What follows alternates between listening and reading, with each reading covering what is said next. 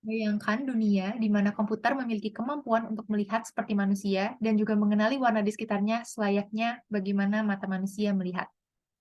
Perkenalkan, nama saya Patricia Putri Arsyani dengan NIM Mahir 071 dari kelas T, Teknik Biomedis, dan hari ini saya akan menjelaskan mengenai Object Detections with You Only Look Once versus 8 dan juga Color Detection with OpenCV.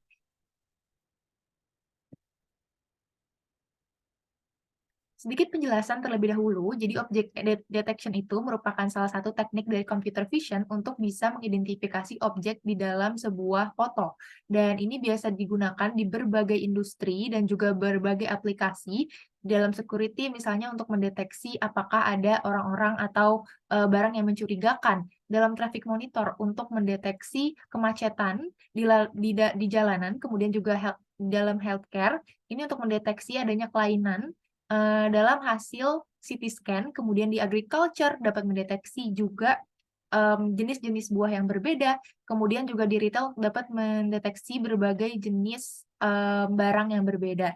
Dan salah satu yang teknik yang cukup terkenal disebut You Only Look Once, di mana ini pertama kali dikenalkan oleh Joseph Redmond dan teman-temannya di tahun 2015, dan sampai saat ini telah berkembang menjadi versi ke-8-nya. Dan selanjutnya yaitu Ultralytics. Di sini Ultralytics ini yang mengembangkan YOLO versi ke-8. Dan YOLO versi 8 ini adalah state of the art object detection image segmentation. Sebenarnya sama seperti YOLO, tetapi versi lebih cepat, lebih simple, dan juga lebih akurat dari yang sebelumnya. Dan di sini ada beberapa hal yang menjadi kelebihan YOLO di versi ke-8 ini. Yang pertama dari segi integrasi, dia telah terintegrasi dengan berbagai open source lainnya. Yang pertama ada RoboFlow, di mana di RoboFlow di sini bisa untuk melabeli dan juga ekspor dataset ke RoboFlow yang nantinya langsung bisa diolah, baik itu melalui notebook-notebook seperti Jupyter atau bahkan di Google Colab. Dan yang kedua dari ClearML, ini dia bisa untuk otomatis track dan juga visualisasi dari hasil train YOLO versi ke-8 ini. Dan yang kedua dari backbone network-nya sendiri, jadi ada pembaruan dari backbone network-nya ini menggunakan Darknet 53, di mana seperti namanya dia terdiri dari 53 layer dan juga bisa mengklasifikasikan foto ke dalam 1000 objek kategoris. Jadi di sini berguna untuk lebih cepat dan juga lebih akurat dari hasil pendeteksiannya itu sendiri. Kemudian dari feature Pyramid Network, di mana YOLO versi ke-8 ini menggunakan feature Pyramid Network. Jadi ini lebih cepat juga untuk nanti bisa mendeteksi berbagai objek yang berbeda dengan akurasi yang tentunya lebih tinggi juga. Selanjutnya di sini mulai ke data acquisition. Jadi dari pengambilan data di sini diambil foto. Jadi pengambilannya secara manual sendiri dari 3 jenis telur yang berbeda. Yang pertama telur ayam kampung, yang kedua telur ayam broiler, dan yang ketiga telur ayam Arab. Diambilnya dalam jumlah yang sama yaitu 20 masing-masing, tetapi diambil dari sudut dan juga jarak yang berbeda seperti itu. Kemudian setelah selesai di sini mendapatkan 60 foto, kemudian dari 3 jenis telur ini disandingkan berjejer dan kembali diambil fotonya sebanyak 30 kali dengan sudut dan juga jarak yang berbeda. Setelah itu akan diolah terlebih dahulu, jadi di pre-processing sebelum nanti masuk ke model training dan evaluation. Di sini menggunakan RoboFlow. Jadi karena RoboFlow ini tadi menyediakan banyak pilihan opsi pre-processing dan dia juga sudah terintegrated dengan YOLO versi ke-8 ini. Jadi di RoboFlow ini apa yang dilakukan? Yang pertama yaitu data annotation. Jadi semua fotonya itu diupload di RoboFlow ini dan dilabeli manual satu persatu sesuai dengan jenisnya. Jadi di sini ada dibagi jadi 3, telur ayam Arab, telur ayam horn, dan telur ayam kampung dengan namanya masing-masing. Dan di sini juga ada warnanya masing-masing yang mendeteksi. Kemudian setelah selesai, jadi totalnya ada sekitar 90 data, kemudian data ini di-split menjadi 3 bagian, yaitu train, test, dan valid, di mana training set ini terbanyak, dia sekitar 70%, terus 20%-nya ini untuk validation set dan juga 10%-nya untuk test set. Jadi ada 63 foto yang menjadi training set, 18 yang jadi validation set, dan juga 9 yang jadi test set. Kemudian setelah itu baru RoboFlow-nya ini di training. Dan setelah menunggu sekitar 20 menit, akhirnya hasilnya keluar. Jadi di training result ini juga bisa didapatkan precision-nya dan juga recall-nya dari training tadi. Tapi yang paling penting adalah bisa mendapatkan hosted API-nya, atau ini API yang berguna untuk misalnya mau mengekspor datasetnya ini dan digunakan di platform-platform lainnya, atau juga untuk real-time detection, itu juga bisa. Dan setelah tadi mendapatkan code-nya, kemudian dimasukkan ke Google Colab di sini. Jadi dipakai Google Colab setelah datasetnya tadi sudah diekspor berupa data yang bisa langsung dimasukkan ke Google Colab. Setelah itu di running dan dilakukan tes terlebih dahulu. Dan setelah itu baru masuk ke selanjutnya, yaitu bagian model training. Jadi di sini yang pertama dari model training ini ada memanggil ya, jadi command sequencing untuk perform YOLO versi ke-8 ini.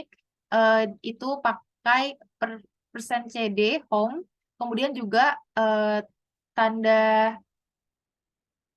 seru, kemudian YOLO, dan di sini ada beberapa hal, jadi task sama dengan detect, artinya di sini spesifikin tasknya itu sebagai object detection. Kemudian untuk mode-nya diubah juga menjadi train, di mana di sini dispesifikasikan emang untuk training mode. Kemudian untuk modelnya menggunakan YOLO versi ke-8, kemudian dari datanya ini dispesifikin lagi untuk path dari datanya ini.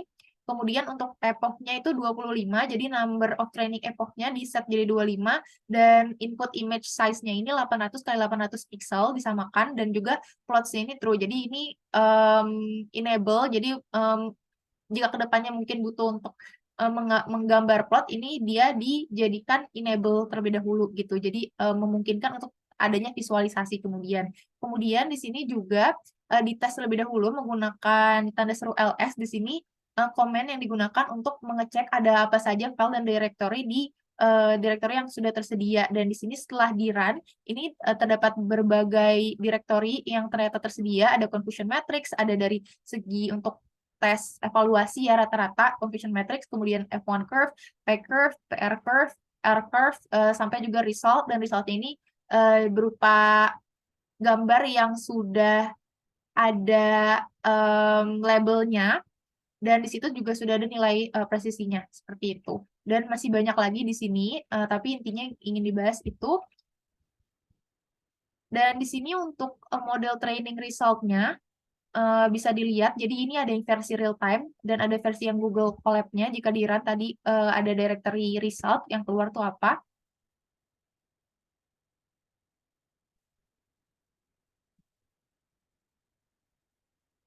Ya, di sini bisa dilihat yang pertama ayam horn itu langsung terdeteksi setelah ditunjukkan ke depan kamera.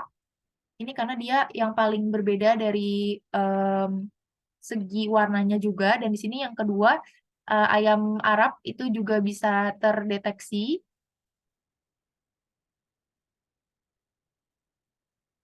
Walaupun cukup sulit juga untuk yang ayam Arab dan ayam kampung ini, karena mungkin memiliki kesamaan dari segi warna, yang cukup berbeda itu dari segi ukurannya. Jadi sering disalahartikan dan bahkan juga sulit untuk terdeteksi. Nah, namun dalam posisi ini dia lebih mudah juga untuk bisa mendeteksinya.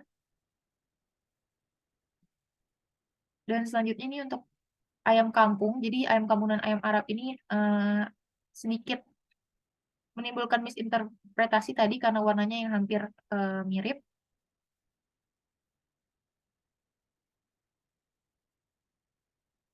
Dan ya itu tadi bisa terdeteksi. Jadi tiga-tiganya bisa dideteksi memang, walaupun dari segi kecepatan deteksi ayam horn itu yang terbaik karena mudah juga mungkin ya untuk dibedakan. Dan di sini di Google Colab sendiri dideteksi hasilnya seperti ini. Yang keluar tadi resultnya ayam kampung, ayam horn, dan juga dari ayam Arab gitu. Jadi ada 3 kelas yang bisa terdeteksi.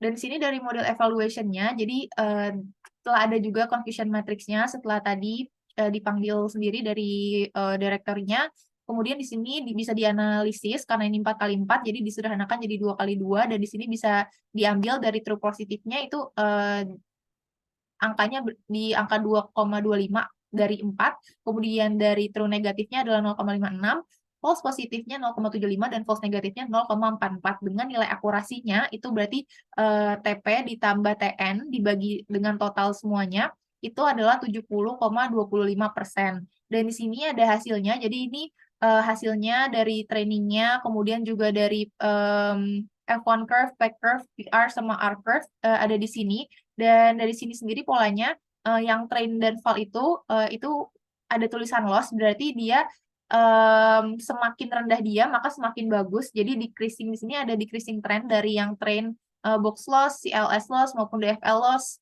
maupun fallnya itu ada penurunan yang menandakan bahwa di sini lebih baik gitu ya. Ada penurunan juga dalam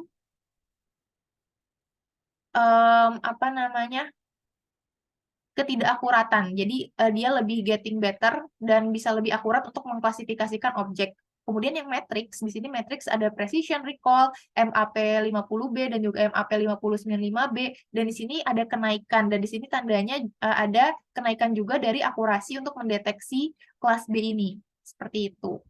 Jadi overall semakin lama, semakin banyak datanya, itu justru trennya di sini terlihat semakin bagus ya, semakin turun dari yang tadi train dan fall-nya, dan juga semakin naik untuk matrix-nya. Nah, di sini sebenarnya untuk YOLO versi ke-8 ini itu memang didesain untuk object detection daripada color detection. Jadi color detection-nya itu mungkin hanya sebagian kecil daripada tadi saat dideteksi dengan bounding box itu mungkin salah satu pertimbangannya untuk bisa membedakan antara satu objek dan objek lainnya itu ada color, tapi tidak bisa mendeteksi secara detail dari segi warnanya, intensitas warnanya, dan lain-lain. Seperti itu. Namun di sini juga bisa dilakukan deteksi lain kalau misalnya memang ini, karena ini memang tujuannya juga untuk mengidentifikasi warna juga salah satunya. Jadi bisa digunakan algoritma dan library lain yaitu OpenCV. Jadi OpenCV ini juga cukup populer karena dia juga bisa mendeteksi dari segi warna dari objek di dalam gambar. Dan di sini tahapannya untuk color detection, jadi sebelumnya digunakan beberapa library yang ada di sini. Yang pertama tentunya OpenCV, yang di sini yang untuk mendeteksi warnanya itu sendiri.